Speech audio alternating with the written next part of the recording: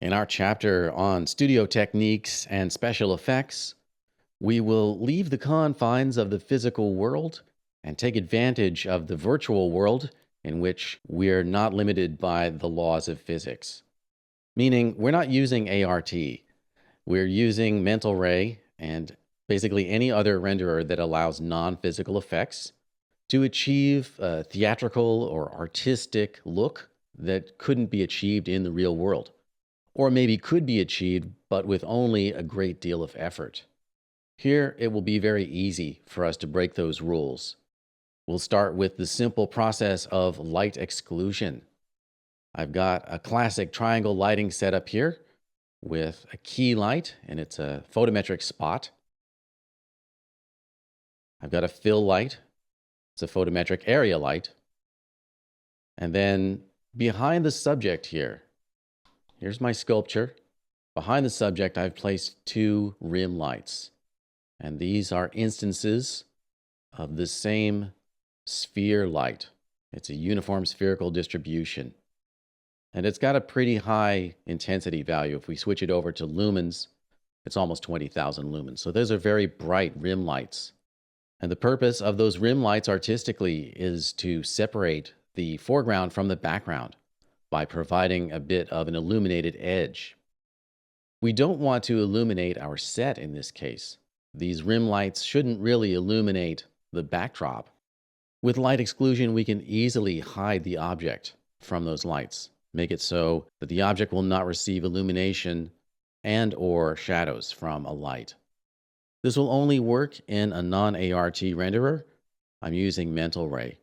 Additionally, the physical material does not support light exclusion. I'm using the physical material for the sculpture in the foreground, but the background is a mental ray Archon design material.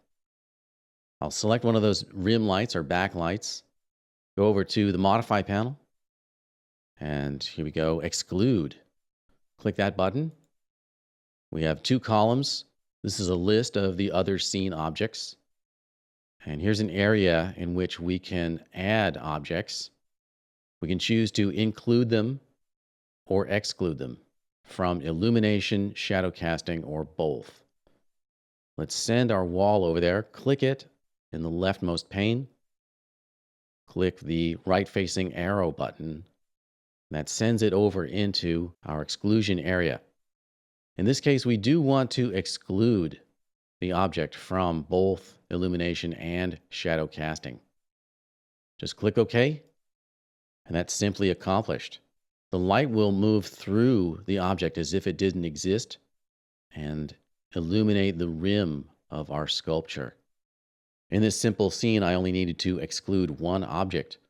But if it were a big and complex scene, I might choose to only include the objects to receive illumination. In other words, include the foreground objects.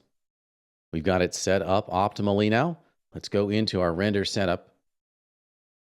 We're targeting production rendering mode using NVIDIA Mental Ray. Make sure that we're rendering the physical camera. Go into the renderer tab, set the quality to 0.66. And under global illumination, we're going to use indirect diffuse GI this time. Set its quality to 0.66. And we'll kick off a render which illustrates a non-physical effect of rim lighting. Let's click render. In a before and after comparison, we can see that adding the rim light also contributed to our global illumination. The rim light's not hitting the wall, but it is hitting the sculpture. Light is bouncing off the sculpture and illuminating the wall, and actually even bouncing back off the wall and illuminating the sculpture a little bit more. Because of global illumination, we can't fully isolate the rim light from the environment. But we've got a pretty good result here with a dramatic outline on the sculpture. And that's how to use light exclusion for theatrical and special effects.